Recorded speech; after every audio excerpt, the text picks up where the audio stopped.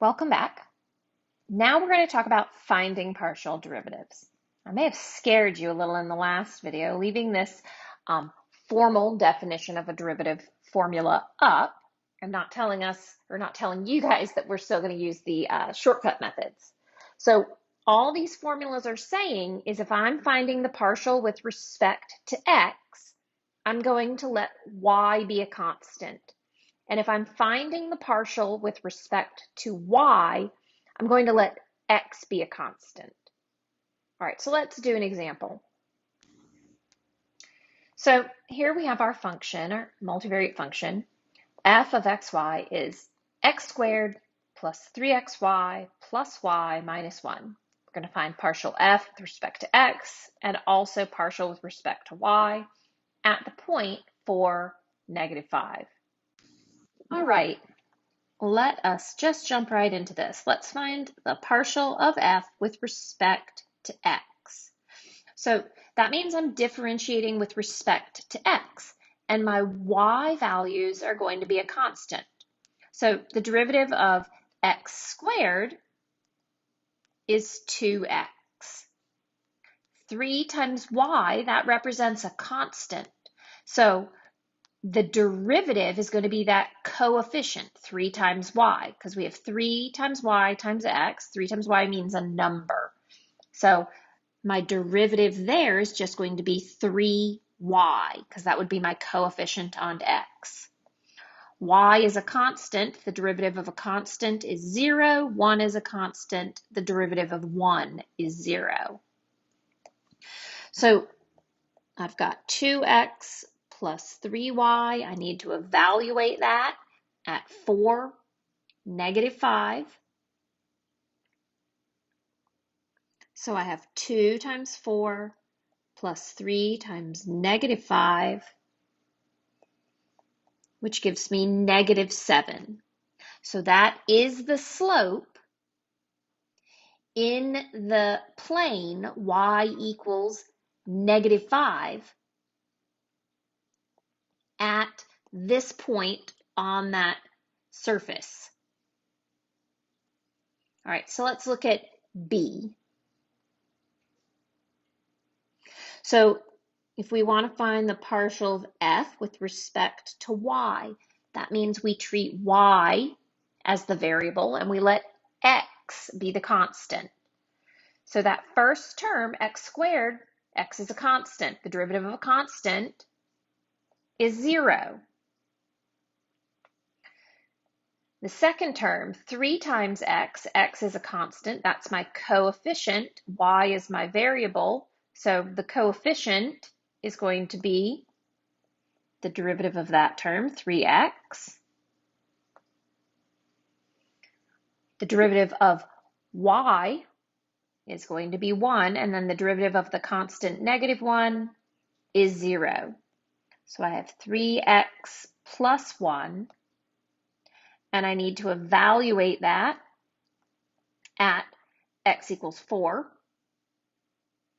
So I've got 3 times 4 plus 1, which gives me 13. So this 13 is the slope of the tangent line at this point on the surface in the plane x equals 4. And so just to reiterate, both of these values represent the slope of the tangent line at that point on this surface in a specific direction or in a plane, in a constant plane.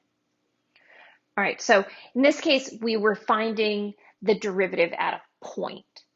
So let's just find a general partial derivative for this next example. For this example, we have the function f of xy is y times the sine of x times y. That product is the argument of sine. And we want to find the partial derivative with respect to x. So that means we treat, if we're finding the partial with respect to x, that means the y values remain constant. So in this situation, though, we do have a product occurring. So in order to differentiate, we'll need to use our product rule. So I'm going to write this out. Partial f with respect to x equals first times the partial with respect to x of the second, which is sine of xy, plus second sine of xy times partial with respect to x of the first, which is y.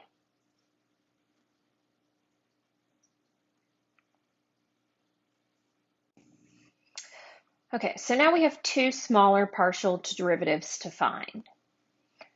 The partial with respect to x of y, treating y as a constant, that's going to be 0, so that's going to go away, and actually this whole second piece is going to go away. But in order to find the partial with respect to x of sine xy, we're going to have to use the chain rule. So we've got partial f with respect to x is y. So the derivative of sine is cosine of xy. But now we still have to say, well, partial with respect to x of xy. And then I've got plus sine of xy. And of course, we said this last one was going to be times 0, which makes all of that go away. So partial f with respect to x is y times cosine of xy. And if we're treating y as a constant, this is like saying yx or 3x. The derivative of 3x would be 3. The derivative of yx would be y. So we have times y. Partial f with respect to x is equal to y squared times the cosine of xy. So if I were given a point, I could then plug the point in to find that slope in the y equals whatever that y constant plane is. Now, if I want to be really honest, we could have treated, if we treated y as a constant and we didn't see that product rule right away, we could kind of shortcut this problem.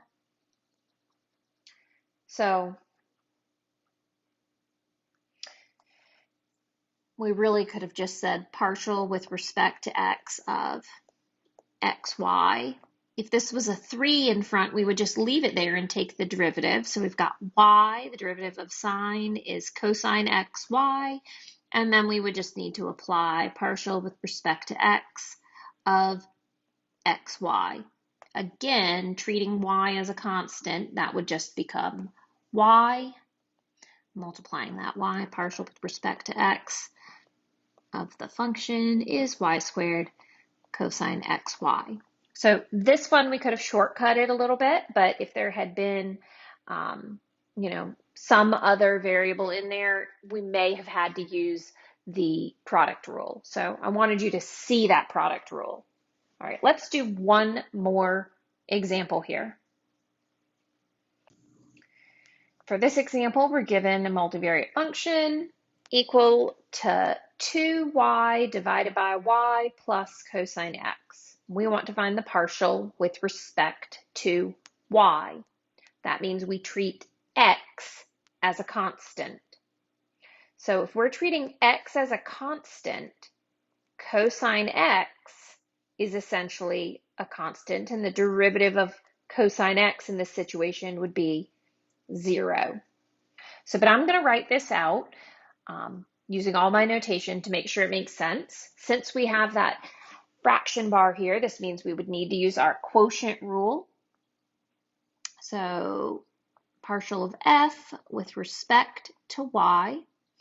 Quotient rule is bottom y plus cosine x times partial with respect to y of 2y minus 2y times partial with respect to y of y plus cosine x all over the denominator y plus cosine x squared. All right. So that first term is just y, or first product factor, I guess there, y plus cosine x. The derivative, this partial derivative with respect to y, that's just going to be a 2. So the 2y remains. The partial of y with respect to y is going to be 1. And the partial of cosine x, x is a constant. That means cosine of a constant, and the derivative of a constant is 0. So I've still got y plus cosine x quantity squared in the denominator. And this simplifies to partial of f with respect to y, noticing that I had written an x up there, just out of habit. We've got partial y.